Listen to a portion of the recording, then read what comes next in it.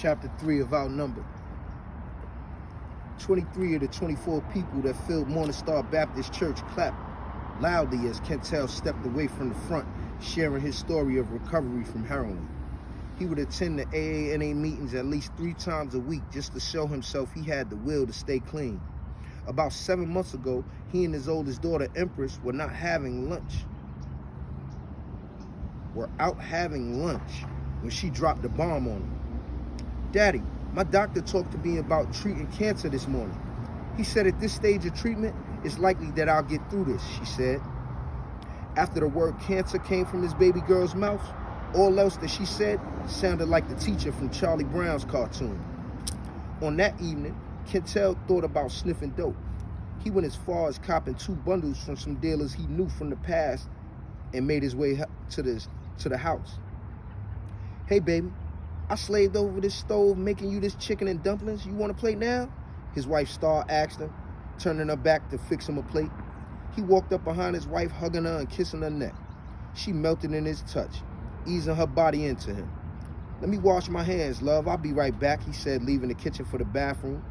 Locking the door behind him, he took the dope from his pocket and flushed it all down the toilet. Going backwards would no doubt set off a chain of events that wasn't a good look for his family at all. He thought about his daughter's health and how her brothers would take hearing the news. His oldest son, Silk, was still in federal prison, while Pharaoh was running the streets. With those things, him doing drugs could only add fuel to a burning fire. He went on and ate with his wife, explaining what Empress shared with him over lunch. He even went as far as telling her what he just finished doing. "You think you're the only one thinking of giving up?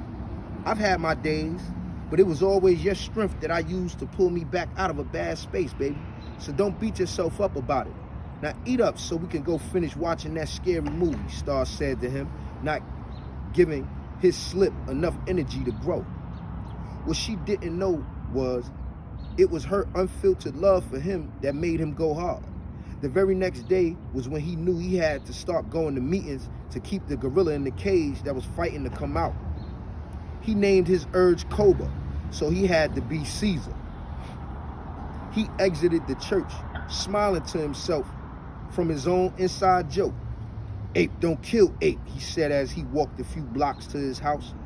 Star had a thing for movies, and when she saw that Planet of the Apes 2 came on the night before, she made sure the kids came over and ate while they watched the movie together like old times. Empress had a successful experience with chemotherapy. Her little brother Pharaoh went to every appointment with her. The few nights she had to stay overnight in the hospital, he was there with her favorite broccoli soup, assuring her that it was all going to be over soon. "Got you one of those fancy spa treatments with the works lined up for you when you're ready for it." And Silk said he would call a hospital room, "But you need your rest. He loves you just as I do, and we all prayed up, waiting on you, sis. They're going to let me pick you up in the morning, so I'm going to head home and make sure you straight when I get here. Love you, sis," he said to a sleeping Empress, kissing her on the forehead. The procedures would take a lot of her strength, and before she'd even finish her food sometimes, she'd fall asleep. Having a cancer scare had Empress working out extra hours at least 3 times a week. The yoga class she attended daily. Silk had sent her a get well card that had original characters on it. She'd never seen anything like the teddy bears. When she'd enter her apartment, it was one of the first things she saw. The colors were bright, and it would bring a smile to her face. She told herself she would sit down and write him before she went to bed tonight. Checking the answering machine that had one red blinking message, she pushed the button to hear who'd call her. "Sis, just checking in with you. Let me know you got in the house, and why can't I come to yoga with you? I'll be nice, shit. All those women stretching and bending and breathing heavy. Might find my future up in there. Love you," Pharaoh said. She wouldn't dare take his womanizing ass to her class. If she wasn't related to him and she looked like Terrell Hicks, he was going to act up.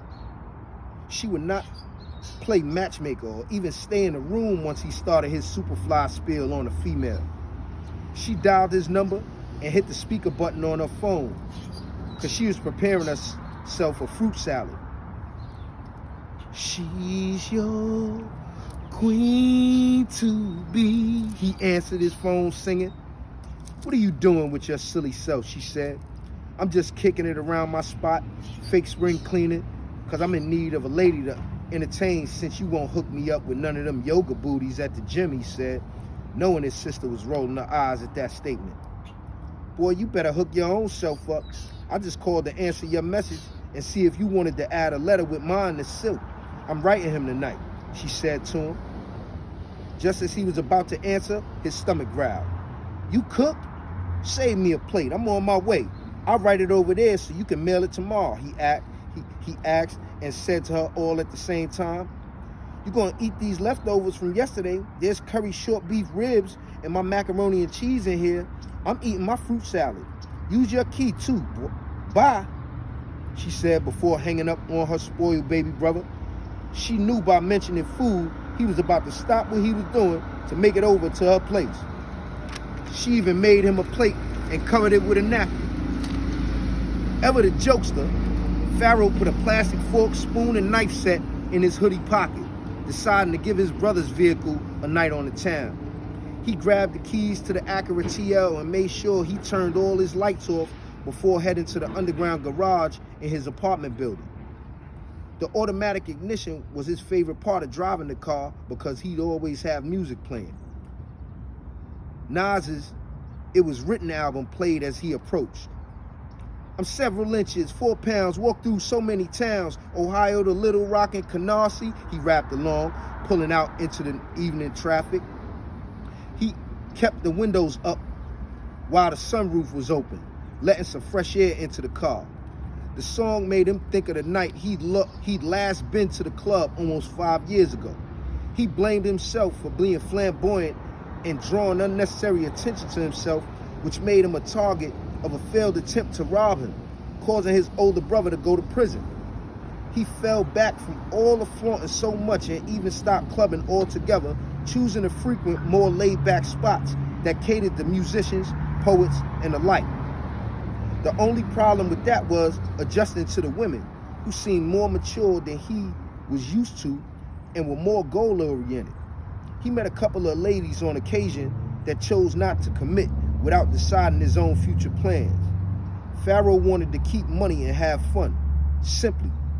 All the hands on hard work type stuff really wasn't his lane, so he stuck to what he knew was guaranteed, hustling.